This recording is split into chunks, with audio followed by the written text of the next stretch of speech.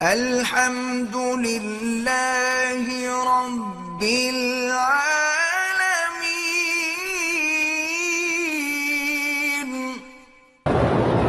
ملازمت کے سلسلے میں میری ٹرانسفر مختلف ادراج میں ہوتی ہے اور وہاں سکونت کے لیے رہائش ملتی ہے۔ ہفتہ اتوار کی چھٹی کی وجہ سے اپنے علاقے جاتا ہوں تو بالکل اگر راستے میں نماز سفر پڑھو گے، اپنے اصل گھر میں جاؤ گے تو پھر پوری پڑھو گے۔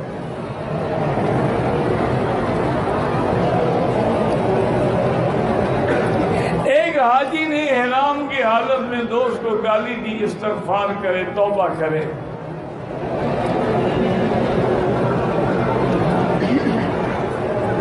اگر میاں بیوی کمرے میں اکٹھے کھڑے ہو کر نماز پڑھے ہو جاتی ہے، لیکن خیال یہ کرنا کہ امام خاوند بنے، بیوی کو امام نہ بنا دے۔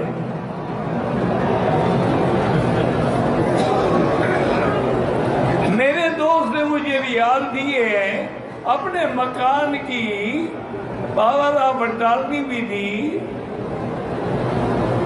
یا ان کا آج حساب روپے میں دینا ہوگا، جو ریال دیے ریال ہی دینے ہوں۔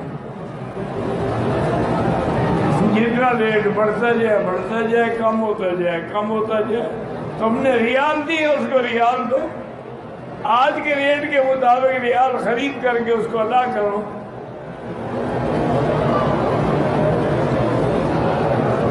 خانہ کعبہ کے غلاف کے اوپر نام نہیں لکھنا چاہیے۔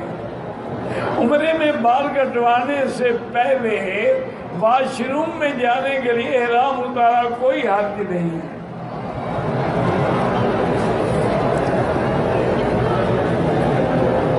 ایک آدمی عمرے کی ادائیگی کے بعد مدینہ منورہ گیا، واپسی پر اس نے میقات سے احرام نہیں باندھا، دم پڑ گیا۔ اس کو چاہیے کہ فوراً میقات پہ جا کے عمرہ کر لے، ورنہ 400 ریال کی بکری بھرنے کا کیا فائدہ ہے۔ مدینے دوبارہ چلا جائے، 50 ریال جاتے، 50 ریال، 100 ریال خرچ ہوگا، حاضری بھی ہو جائے گی، عمرہ بھی ہو جائے گا۔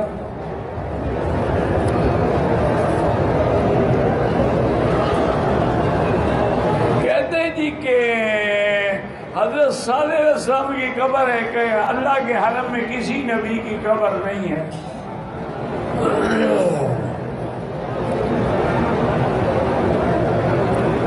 نماز کے دوران جب کھڑے ہیں یا رکوع میں ہیں، سجدے کی جگہ پہ نظر رکھو۔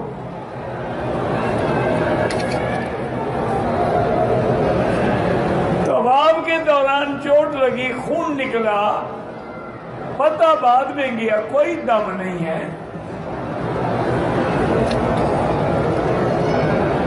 دو افراد نے ماں باپ کی طرف سے عمرہ کیا ہے، یہ الگ الگ نہیں، ایک عمرہ ایک کے لیے ہوتا ہے، ایک عمرہ دونوں کے لیے نہیں ہوتا ہے۔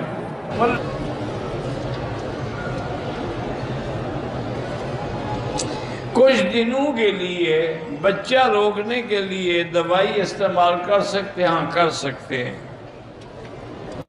کوئی آدمی اپنی بیوی کے ساتھ مباشرت میں کنڈم استعمال کرے کہ حمل نہ ہو، اگر بیوی راضی ہے تو کر سکتا ہے۔